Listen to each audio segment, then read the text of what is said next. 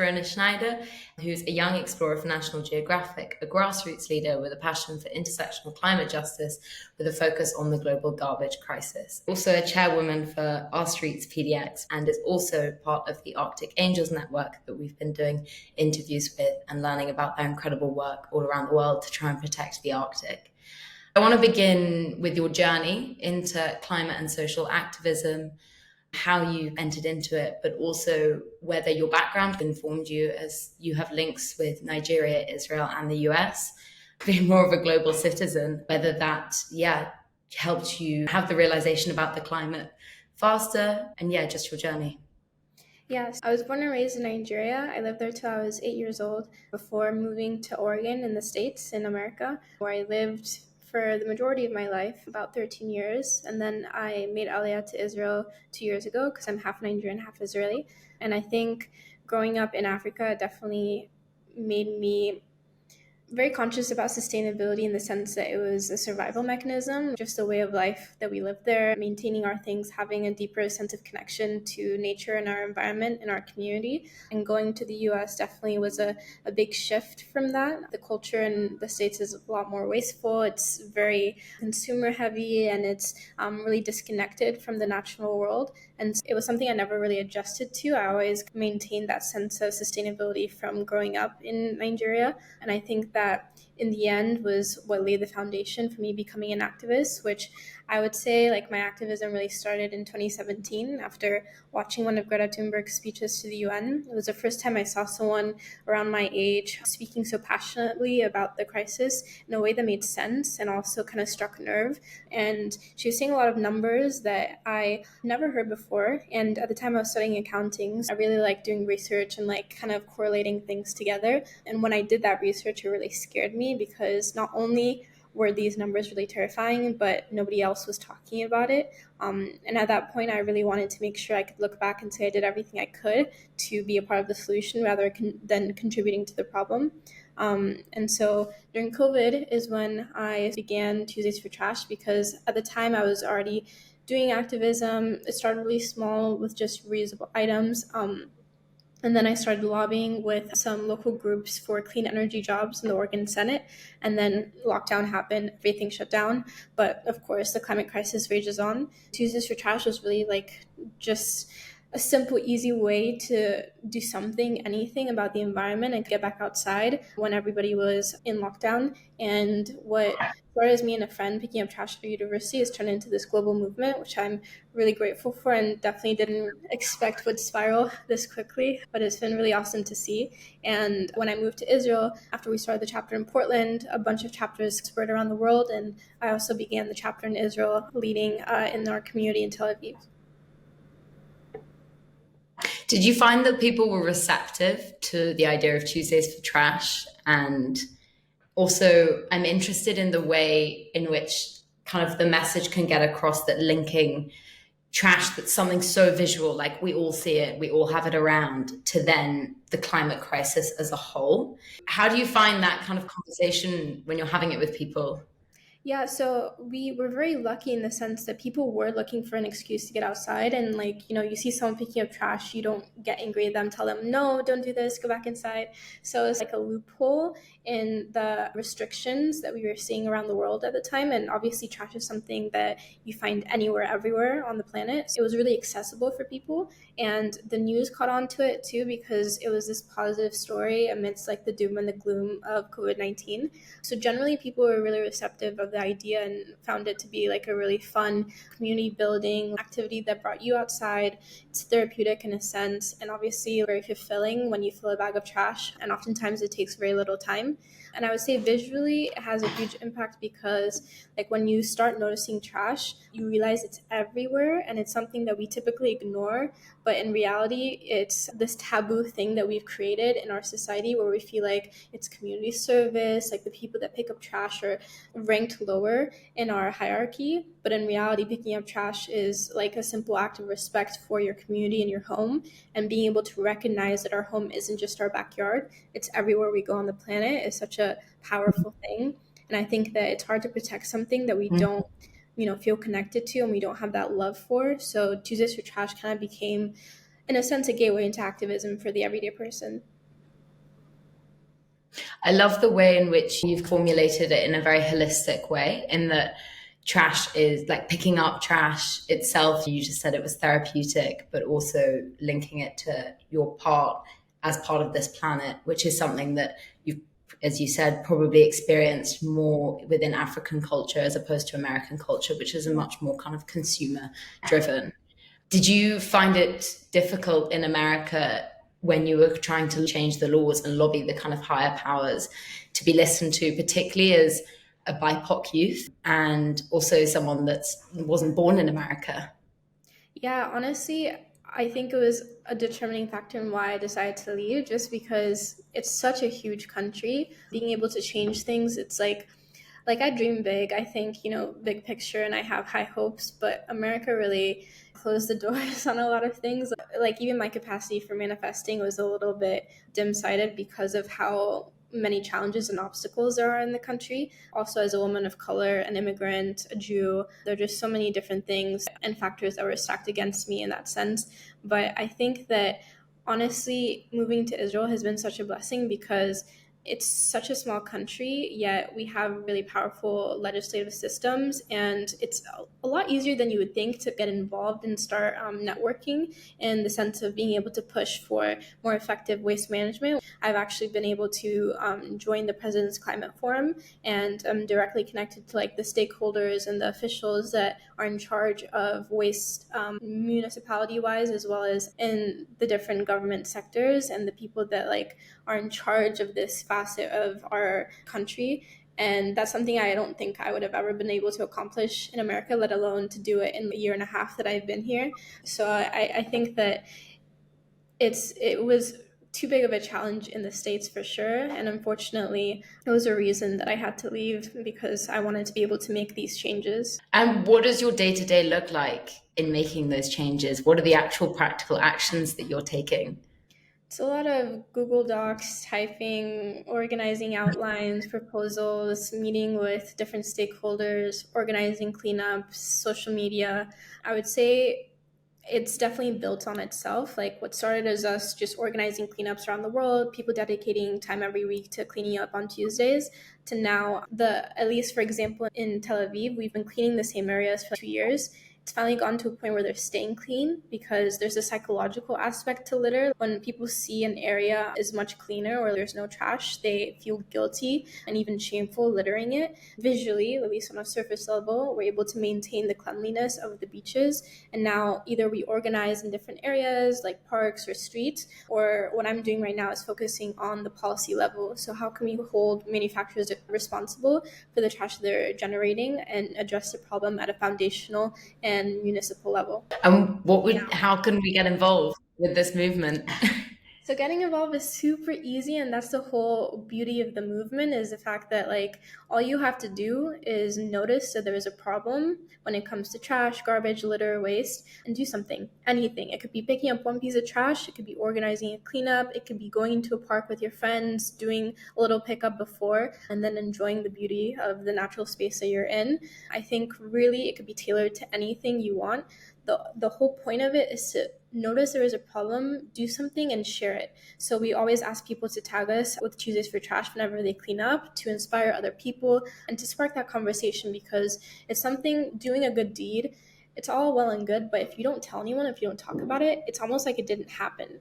Because yes, you might have cleaned up an area, but who's to say that area isn't going to get trashed again tomorrow? That's the point of sharing it, so that we can raise awareness and push for advocacy and change to actually systematically address the problem.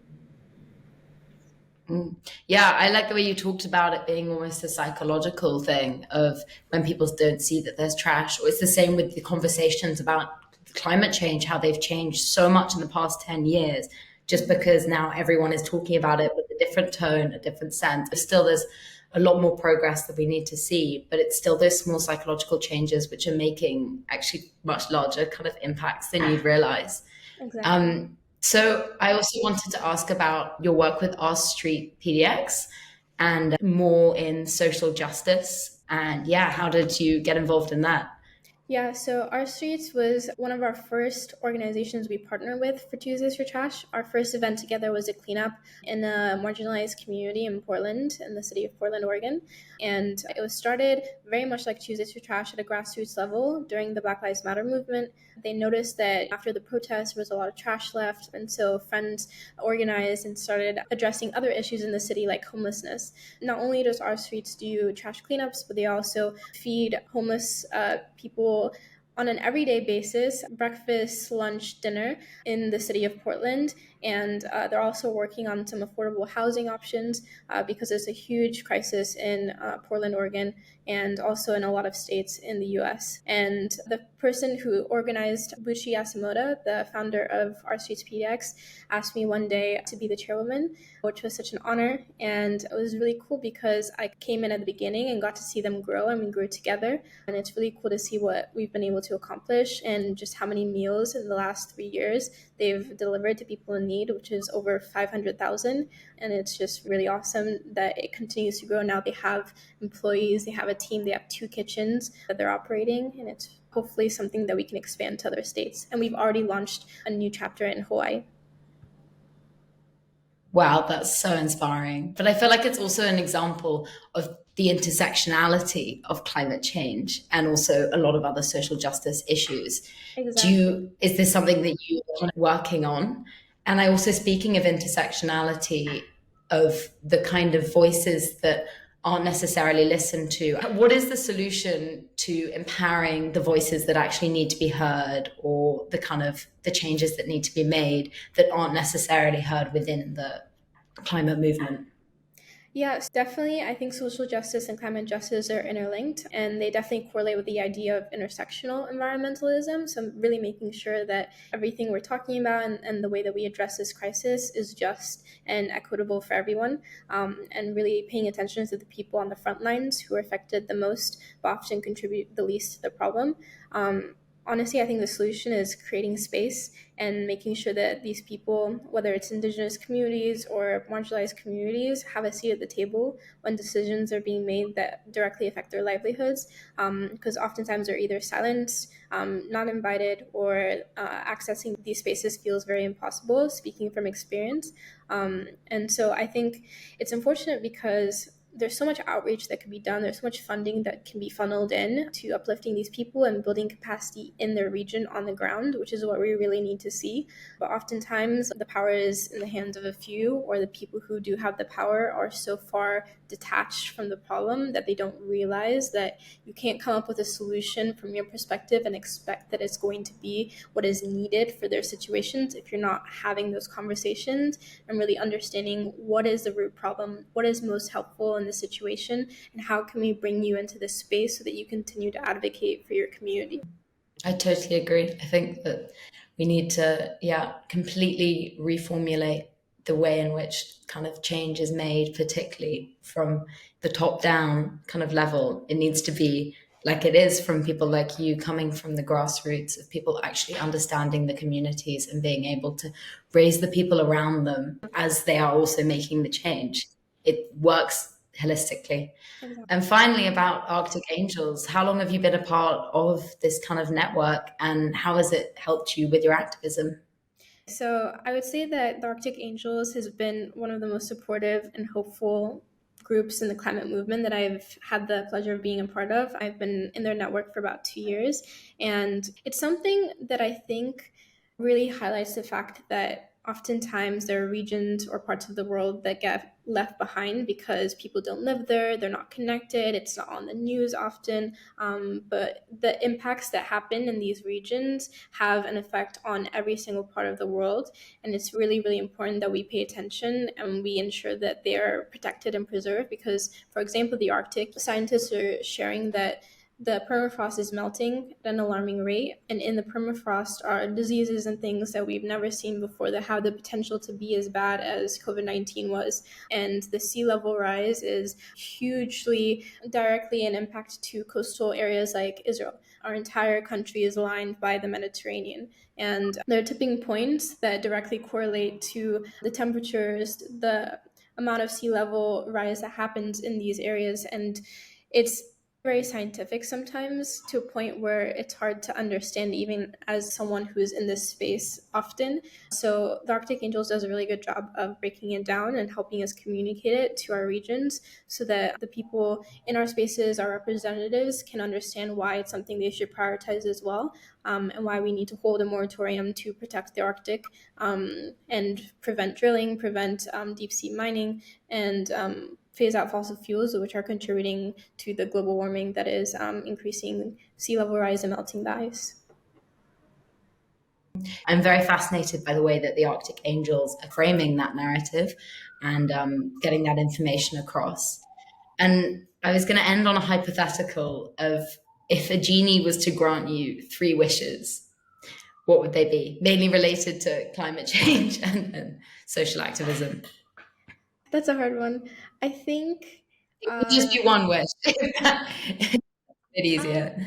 Okay, no, I think I got it. I think adequate funding for adaptation and mitigation in vulnerable regions of the world most affected by the climate crisis. In Africa, in the Pacific Island nations, all of these areas that have very little impact but are facing the worst consequences.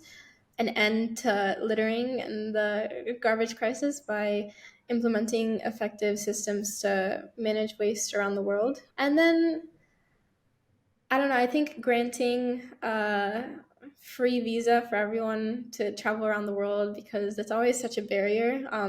If I didn't have an Israeli passport, traveling around would be so difficult as a Nigerian citizen. There's so many barriers to entry, and it's really unfortunate that these indigenous communities and these marginalized communities, although they have so much knowledge and innovation to share, it's very hard for them to get to the places where people are having the dialogue. I was just going to ask you, you were saying about waste management being the solution, but surely it should also factor in the origin of this waste, and actually what we're making these materials out of is the reason why we would then have an issue with the waste management. Have you had like dialogue with the producers of the waste? Yeah, it's funny because the way that I've been connected to some manufacturers has always been in a passive aggressive way. Like it's through social media, calling them out or making posts, and then they respond, and they're very like half-hearted in their response. For example, we made a post on Tuesdays for Trash once calling out Coca-Cola and the fact that it's the number one brand that we see on our cleanups. We find their trash everywhere we go. And the only thing that they really do to address garbage in a sense is organizing this like beach cleanup campaign that they do, and they actively promote it. And it's funny and ironic to me because it's literally the bare minimum. It's like, you created a mess, you should clean it up. You want us to like applaud you for doing the bare minimum. And it's just like unfortunate because they started off with glass bottles and then they switched to plastic bottles because there was this huge wave of single-use plastic use. And it was really a campaign because they realized how much more people would buy if they made items or like plastic single-use. And it actually was this thing that they had to create campaigns to teach people how to throw away their single-use plastic or single-use products, because it's such a durable material that it would obviously last forever and people would save them. They would put them back in utensils back in the drawer, you'd wash them, reuse them. But what they really wanted was for people to use it once, throw it away, and buy a new thing. And it was really effective. Yeah, it's abhorrent. And how do you find your interactions with these larger organizations that seem quite daunting and have a lot of power? You are an individual with a large kind of support network, but what is your strategy for confronting them on these issues? Coming in with some like, I think for me, honestly, I'm not intimidated by them. I am more so, I have to come in a calm and calculated sense because I know how they operate. Obviously, they're all driven by profit and money, and they only listen to things that are beneficial for them. They very clearly do not think about the ethics of their actions. Otherwise, they would have stopped a long time ago. Look at the fossil fuel industry. They knew the impact that they were having, and yet they continue because it was something profitable. And so for me, it's just strategically showcasing to them what the benefit would be to actually work on a sustainable strategy and include these communities that they have been trashing for decades, make sure that they're actually listening to the consumers and our demands, and the fact that the way that people are buying things is changing, and they're actually thinking more about the companies they support. And there's so many alternatives and options now that it really does give people a choice. So if they want to continue to be the public's choice, then they have to change their ethos and their mission and really tackle climate in a way that is meaningful and genuine. So I think it's really just coming to them, presenting the reality of what the current landscape is in our society and how everyone is swaying more towards sustainability for good reason. Mm. Yeah, so lobbying the consumers rather than the companies themselves, because that's the Exactly. only way that you'd be able to actually change their opinions. Yeah. But in terms of lobbying consumers, what is your strategy there? And there's so much disinformation about the climate crisis. And as you even said, it's confusing. There's a lot of science to it. I just read the Greta Thunberg's The Climate Book, and even though that's supposed to be like an accessible form, I still struggled a lot to then repeat it to my friends and families and try and explain the science behind it. Yeah, what is your strategy at kind of at simplifying it? I think that's why I focus on waste, because it's something very tangible. I think for people to care, it has to be personal, and you have to be able to see the problem to be able to see a way out of it. And trash is such a simple and effective way of doing that. But also talking to people, really understanding what is it that they care about, what do you love, and tying it directly to how climate change is going to impact that. Because at the end of the day, if they don't see what the cost is to them, they're not going to want to take action because it seems like an inconvenience. But in reality, when you show it to them that, hey, this might be an inconvenience in the short term, but long term, this is how much you could benefit, and this is what you could achieve, and this is where you want to be. So these are the steps you have to take. Making it as easy as possible for them to take action, but also making sure that they can connect directly to the problem and the solution. And I think that is definitely part of the solution. However, almost in like the anecdote of BP coming up with the carbon calculator and putting the onus on the individual, like individual action is incredibly important, as we already talked about with the psychology of it and how that can change also the consumer demand. However, switching back around, it is on these larger corporations. Yeah. And yeah, balancing, it's very difficult to balance the kind of the grassroots efforts and the time and energy that it takes to convince these like the larger populations to actually convincing.